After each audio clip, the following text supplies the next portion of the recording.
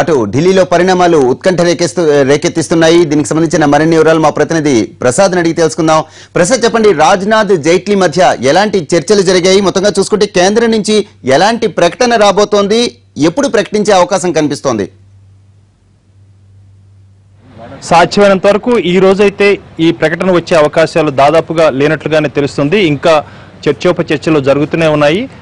2 దఫాలుగా Sujana Chowdary, CM Ramesh, Konakalla Narayana Rao, Andhra Pradesh Bhavan resident commissioner సింఘాలు వీరంతా కూడా మరొకసారి 2 సార్లుగా కేంద్ర ఆర్థిక శాఖ కార్యదర్శి అశోక్ లవాసాతో భేటీ అయ్యారు. ఈ ప్రత్యేక ప్యాకేజీ సంబంధించి ఆర్థిక ప్యాకేజీ సంబంధించినటువంటి రూపురేఖలు తుది రూపంలో ఉన్నాయి కాబట్టి ఇవి ఎలా ఉన్నాయన్న అంశాన్ని పరిశీలిస్తున్నారు. ఇంకా సాధ్యమైనంత మేరకు ఎక్కువ ప్రయోజనాలు పొందే విధంగా ప్రయత్నాలు చేస్తున్నారు. ఆ మేరకే చర్చలు ఇంకా కొనసాగుతూనే ఉన్నాయి. ప్రధానంగా కేంద్ర ఆర్థిక మంత్రితో వీరు కొద్దిసేపు భేటీ అయిన తర్వాత కేంద్ర ఆర్థిక మంత్రి తిరిగి కేంద్ర హోంమంత్రితో భేటీ అయ్యారు.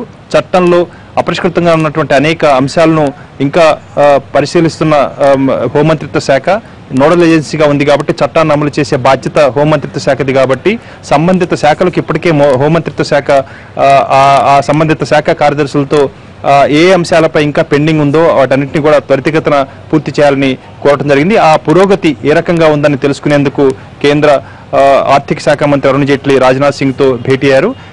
ఆ చర్చలు సందర్భంగా త్వరితగతిన వీటన్నిటినీ సమగ్రంగా పరిష్కరించేందుకు ప్రయత్నం చేయాలని కూడా అరుణ్ జైట్లీ కోరినట్టుగా తెలుస్తుంది. మొత్తంగా ఒక సమగ్రమైనటువంటి ఈ ప్రకటన ఉండాలి, ఎక్కడా కూడా విమర్శలకు తావివ్వకుండా ఉండాలన్నదే కేంద్ర ప్రభుత్వం యొక్క ఆలోచన ఉంది.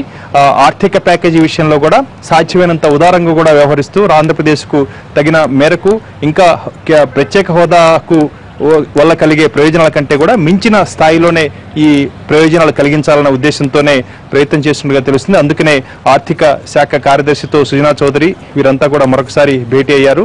ఏ రకంగా ప్రయోజనాలు కలిగిస్తున్నారు, వీటిని ఇంకా ఏమైనా మెరుగుపరిచే అవకాశం ఉందా అన్న అంశాన్ని పరిశీలిస్తున్నారు. ఇంకా ఆర్థిక శాఖ కార్యదర్శి 2వ దఫా సమావేశమైన తర్వాత కూడా ఇంకా చర్చలు కొనసాగుతూనే ఉన్నాయి. కాబట్టి ఇంకా ఈ చర్చలు కొనసాగే అవకాశం ఉంది. మరింత సమయం పట్టే అవకాశం ఉన్నట్టుగా తెలుస్తుంది. దాదాపుగా ఈ రోజైతే మాత్రం ప్రత్యేకంగా ఈ ఆర్థిక ప్యాకేజీపై కానీ చేసే ప్రకటనపై కానీ ఏమాత్రం అంత సుముఖమైనటువంటి సూచనలు మాత్రం కనపట్లేదు. కాబట్టి ఈ రోజు ఖచ్చితంగా చెప్పవచ్చు ప్రకటన వచ్చే అవకాశం లేదని.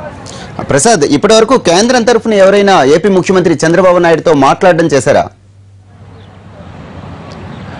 ఈరోజు ఉదయం ఆంధ్రప్రదేశ్ అయినటువంటి సీనియర్ నాయకులు కేంద్ర పట్టణాభివృద్ధి శాఖ మంత్రి వెంకయ్యనాయుడు స్వయంగా ముఖ్యమంత్రితో కూడా మాట్లాడటం జరిగింది. ఈ అంశాలు ఏ రకంగా ఈ ప్రతిపాదనలు ఉన్నాయి అంశాన్ని చాలా క్షుణ్ణంగా వివరించడం జరిగింది. అయితే మధ్యాహ్నం చాలా సందిగ్ధతతో ఉన్నటువంటి ఈ రైల్వే జోన్ అంశంపై మరింతగా చొరవ చూపించి విశాఖనే రైల్వే జోన్గా ప్రకటించాలని ఆ మేరకు ప్రయత్నాలు చేయాలని చెప్పి ముఖ్యమంత్రి చాలా గట్టిగా కోరటం జరిగింది. ఆ మేరకు ఆ ప్రయత్నాలు కూడా కొనసాగేందుకు ప్రయత్నం చేస్తామని చెప్పి హామీ ఇవ్వడం జరిగింది. ముఖ్యమంత్రితో చంద్రబాబు నాయుడు మాట్లాడారు. అదేవిధంగా ఎప్పటికప్పుడు సుజనా చౌదరి కూడా సంప్రదింపులు జరుపుతూ ముఖ్యమంత్రి దగ్గర నుంచి సూచనలు తీసుకుంటూ ఈ ప్యాకేజీ కానీ లేకపోతే ప్రకటనలో ఎలాంటి మార్పులు చేర్పులు చేయాలన్న అంశంపై ముఖ్యమంత్రితో సంప్రదింపులు జరుపుతూనే ఉన్నారు. కాబట్టి సుజనా చౌదరి నేతృత్వంలోని ఈ ఎంపీల బృందం అంతా కూడా చాలా కీలక పాత్ర పోషిస్తుంది. ఎప్పటికప్పుడు వీరందరితో కూడా భేటీలు జరుపుతూ సాధ్యమైనంత మెరుగైనటువంటి ప్యాకేజీ, మెరుగైనటువంటి ఫలితాలు, మెరుగైనటువంటి ఆర్థిక ప్రయోజనాలు ఆంధ్రప్రదేశ్కు లభించేలా ప్రయత్నం చేస్తున్నారు. ప్రసాద్, ముఖ్యమంత్రికి ఢిల్లీ నుంచి ఆహ్వానం ఏమైనా అందిందా? ముఖ్యమంత్రిని ఢిల్లీకి పిలిచి చర్చించే అవకాశాలు ఏమైనా కనిపిస్తున్నాయా?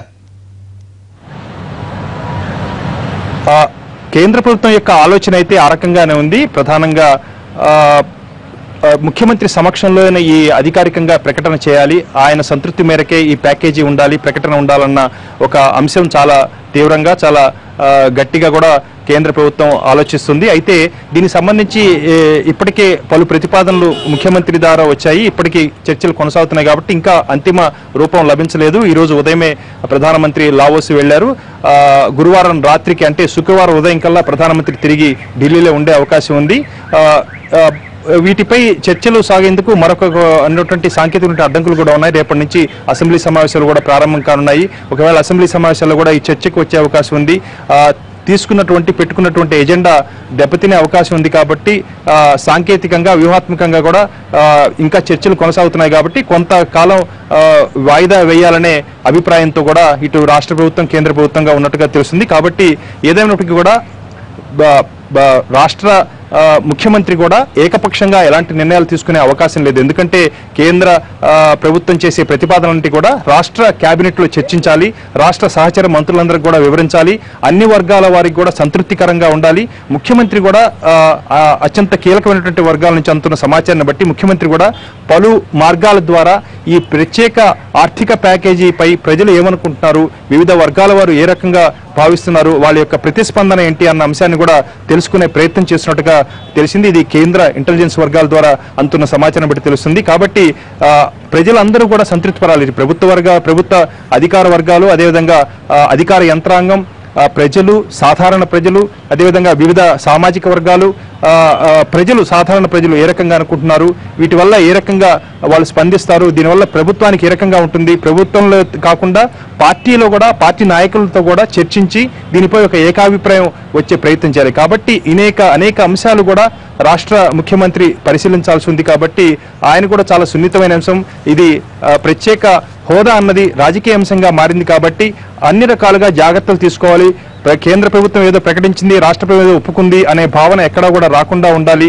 ఆచితూచి అడుగు వేసి ఈ అంశంపై ఒక నిర్ణయం తీసుకోవాలా అన్న ఉద్దేశంతో రాష్ట్ర ప్రభుత్వం కూడా ఉంది. కాబట్టి ప్రతి అంశాన్ని చాలా క్షుణ్ణంగా, చాలా నిశితంగా గమనిస్తూ ఎప్పటికప్పుడు సంప్రదింపులు జరుపుతున్నారు. కాబట్టి మరికొంత సమయం పట్టే అవకాశం ఉంది. ఒకవేళ బహుశా ప్రధానమంత్రినే గనక స్వయంగా కలవాలి, ముఖ్యమంత్రి కూడా ఇక్కడే ఉండాలి అనే అంశం గనక ఉన్నట్లయితే, ఆ ప్రతిపాదన గనక ఉన్నట్లయితే, ముఖ్యమంత్రి అంగీకరించినట్లయితే, ముఖ్యమంత్రి ప్రతిపాదనలన్నింటినీ కూడా కేంద్ర ప్రభుత్వం అంగీకరించినట్లయితే శుక్రవారం ఉదయం తర్వాతనే ప్రధానమంత్రి లభ్యమయ్యే అవకాశం ఉంది. కాబట్టి అప్పటి వరకు కూడా వాయిదా పడే అవకాశం ఉన్నట్టుగా ప్రభుత్వ వర్గాల నుంచి తెలుస్తున్నది. అయితే కేంద్ర ఆర్థిక మంత్రి మాత్రం ఒక అంశాన్ని చెప్పారు, సాధ్యమైనంత త్వరగా దీనిపై నిర్ణయం తీసుకుంటాము, వీలైతే ఎంత త్వరగా తీసుకోవాలని అంత త్వరగా తీసుకోవాలని ఆలోచిస్తున్నామన్న అంశాన్ని చెప్పారు. అయితే సుజనా చౌదరి వీరందరితో తిరిగి మరొకసారి సమావేశమైన తర్వాత ఆర్థిక మంత్రి తన ఆఫీస్ కార్యాలయం నుంచి బయటకు వెళ్లిపోతూ మీడియా ప్రతినిధులతో ఒక అంశాన్ని చెప్పారు.